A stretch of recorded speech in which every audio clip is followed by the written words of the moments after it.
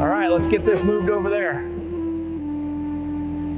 Sounds good, should clear the path nicely. The workshop smelled of resin and sawdust, sharp and earthy, a scent that clung to the skin and clothes of every worker. For Diep, it was the smell of survival. She tightened the worn straps of her apron and bent to lift another stack of thin wooden boards. They were heavier than she expected, awkward in shape, cutting into her palms as she carried them to the cart. Her body ached, but she refused to falter. After years of being cast out, accused, and stripped of dignity, this job, difficult as it was, felt like her one chance to rebuild. Her breath came in shallow bursts, but she kept going, arranging each board neatly, pushing the cart toward the drying yard where the late morning sun spread like molten gold. The task was punishing, demanding both strength and quickness, yet her heart whispered, "Hold on, endure." The wage was more than she had dared hope for, and she clung to that promise of stability like a lifeline. She did not notice the man standing at the far end of the yard at first, tall and composed, his sharp gaze softened by curiosity. James, CEO, owner, and overseer, watched her with a flicker of recognition. It took only a moment for memory to surface. He stepped closer. "You're new here, aren't you?" His tone was steady, but something in his eyes betrayed a deeper knowing.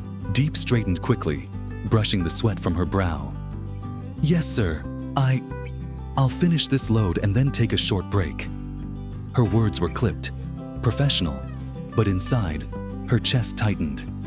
She had seen him before, from a distance, when her world had been torn apart. James nodded. "Finish your task, then rest. Work is hard enough without you breaking yourself."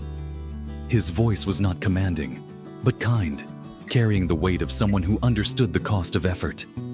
She bowed her head in silence, but her thoughts swirled with unease. When the bell rang, signaling the end of the shift, Diep gathered her belongings quickly. The soles of her old sandals slapped softly against the pavement as she hurried away. But behind her, footsteps followed. "Miss!" James called, holding up something small. She turned, her heart leaping with dread.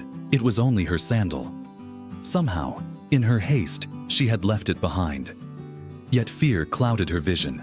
Memories of men who had chased her from her old home, who had shouted names and hurled stones. "Stay back!"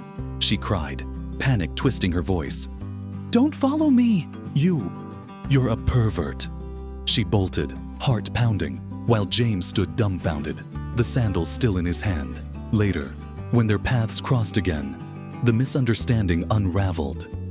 Diep, trembling, confessed the weight she had carried. "They said I stole the land certificate. They destroyed my home. They threw me out. I have nothing now but this work." Her words spilled like broken glass, sharp and painful. James listened in silence, and when she finished, his answer was calm but firm.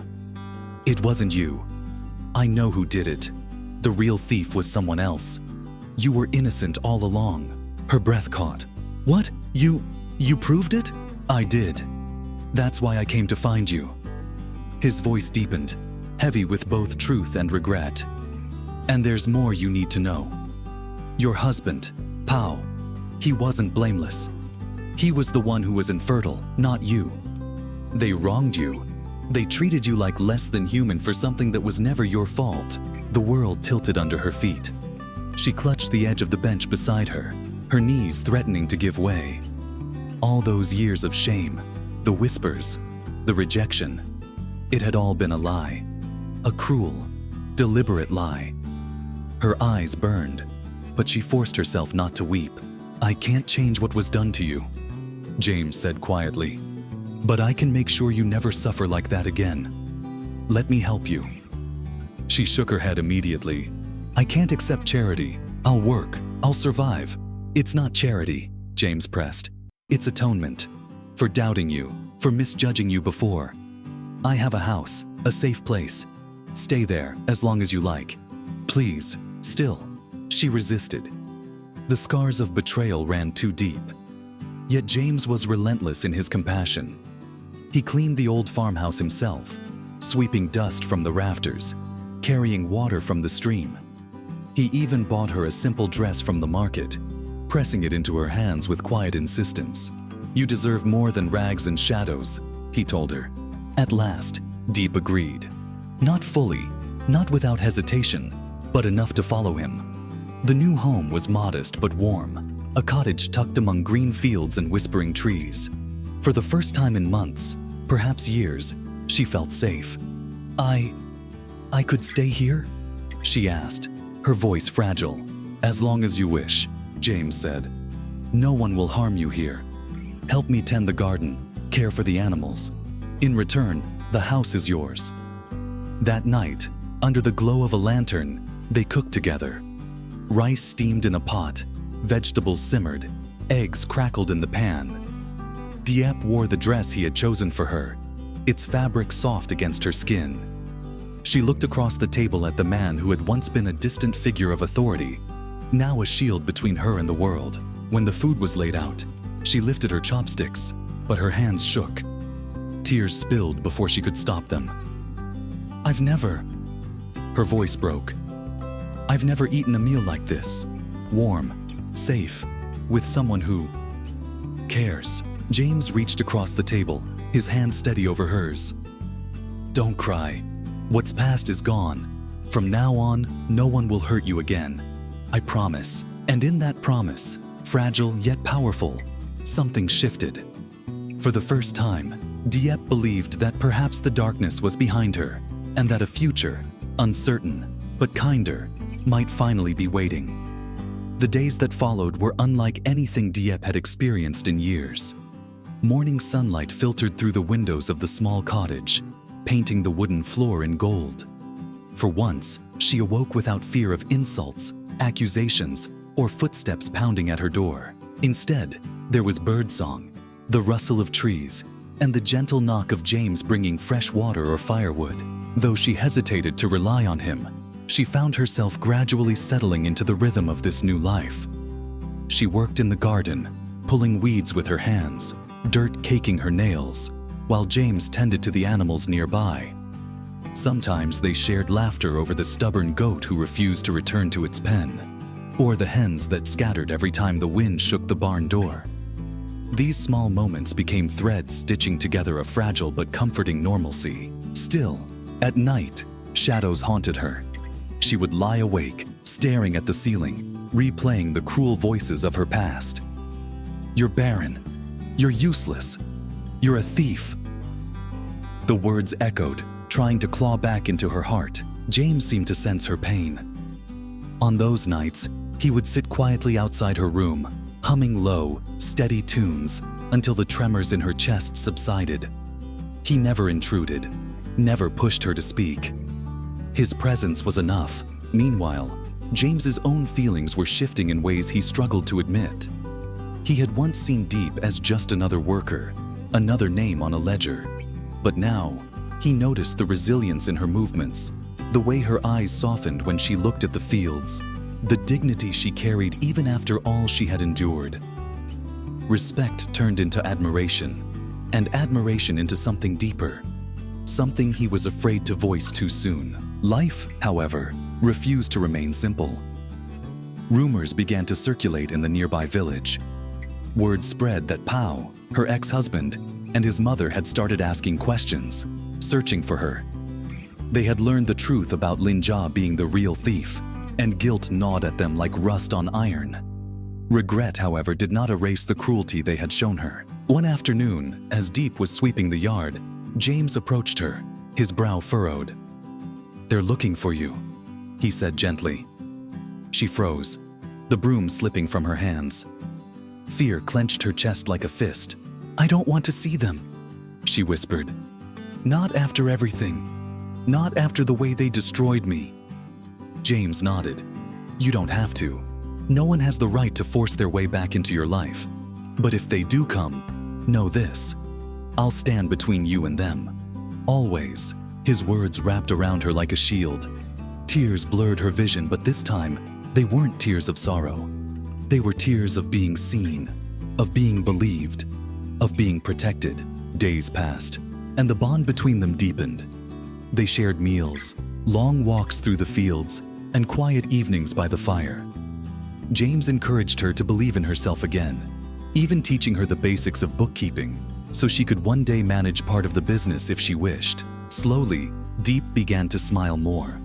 Her laughter, once buried under years of suffering, returned, light and bright. And every time James heard it, his heart tightened with a quiet longing he dared not yet confess. But in the distance, the shadows of the past were moving closer. Pau's regret was growing unbearable, and his mother's guilt was pressing heavily upon her frail body. Together, they made a decision. They would find Diep, not just to apologize, but to beg for forgiveness. What they did not know was that the woman they had cast out was no longer broken, no longer defenseless. With James by her side, Diep was beginning to build not just a new life, but a new self, one strong enough to face whatever came next. The knock on the door came just as dusk settled, shadows stretching across the fields. Diep froze, her pulse racing. James glanced at her, then set down his pen. "Stay here," he murmured, and went to open the door. On the threshold stood Pau and his mother. Time had worn them down. Pau's face was drawn, eyes hollow, while his mother leaned heavily on a cane, her once fierce voice now frail. "We've come to see her," the old woman whispered. James didn't move. His presence filled the doorway like a wall. "You've done enough," he said quietly. "She owes you nothing." But from behind him, Diep's voice rose. "It's all right." She stepped forward, her hands trembling, but her spine straight. For the first time, she looked at them not as the family who had broken her, but as strangers. Pau dropped to his knees. "Diep, forgive me. I was blind. I believed lies. I let you suffer for what wasn't your fault. Please give me a chance." "Stop," she cut him off, her voice steady though her heart quaked. "You destroyed me. You cast me out when I needed love the most. Now you kneel? Now you beg? Forgiveness is not something you can demand." His mother began to sob. "Child, I was cruel. I see it now. I let bitterness poison me. I was wrong." Diep shook her head, tears glistening in her own eyes. "You cannot undo what was done. I carried shame, hunger, fear because of you. Do you think an apology erases years of pain?" Silence hung heavy, broken only by the chirping of crickets outside. James placed a hand lightly on her shoulder. She drew strength from his quiet support and breathed deeply. "I won't curse you," she continued, "but I will not return to you either. My life is no longer yours to define. I choose my own path now." Pau's shoulders crumpled, his mother's wails dissolving into the night.